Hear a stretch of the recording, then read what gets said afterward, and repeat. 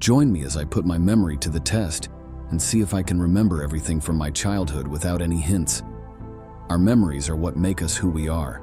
They're the foundation of our experiences, and they shape our perception of reality. But have you ever stopped to think about how reliable your memory actually is? Memory can be a tricky thing, and it's not always as accurate as we think it is. Many people struggle with remembering events from their past, and it's not uncommon for memories to become distorted over time. For instance, you might remember a family vacation from when you were a kid, but the details might be fuzzy. You might remember the general location, but forget the exact address or the people who were with you. This is because our brains are wired to preserve the emotional essence of a memory rather than the precise details. Our memories can also be influenced by suggestion, which can lead to the creation of false memories. This can happen when someone suggests something to us, and our brain incorporates that suggestion into our memory.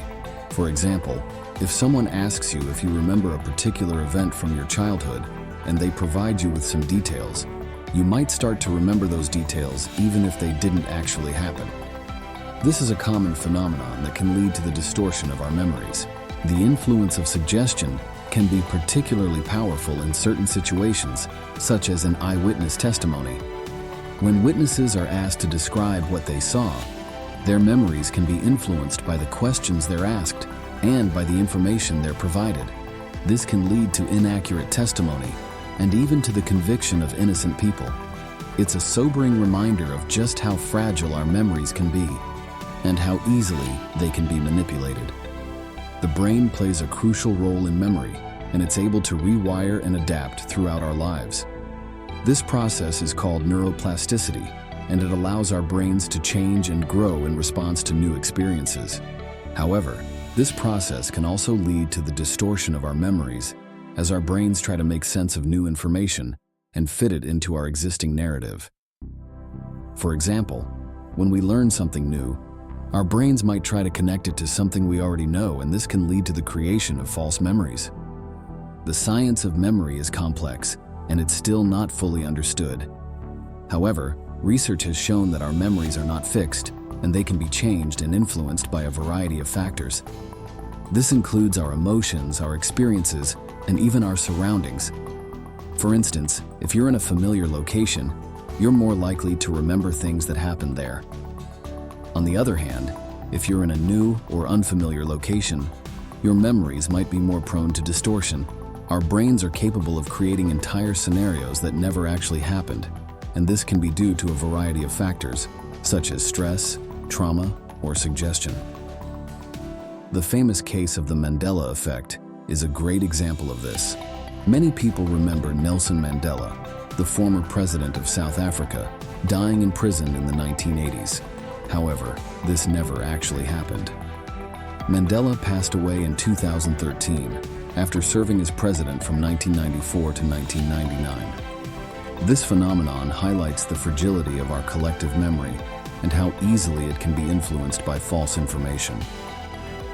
The case of the Mandela effect is a fascinating example of how our memories can be distorted and how easily we can be influenced by false information.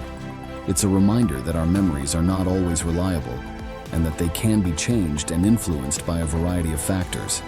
This is why it's so important to be critical of our memories and to seek out verification whenever possible.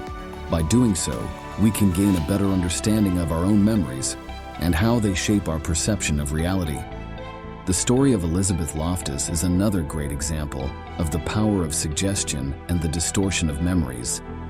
Loftus is a psychologist who has dedicated her career to studying the nature of memory, and she's made some remarkable discoveries. In one of her experiments, she was able to convince people that they had experienced a traumatic event that never actually happened. This highlights the fragility of our memories and how easily they can be manipulated.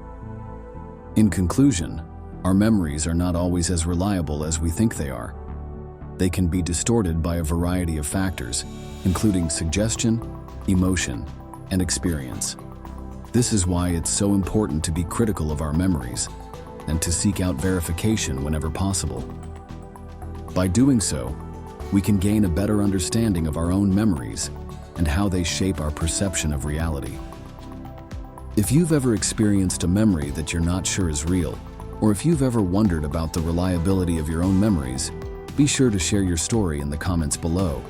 And if you're interested in learning more about the science of memory and cognitive psychology, be sure to check out our other video on the topic.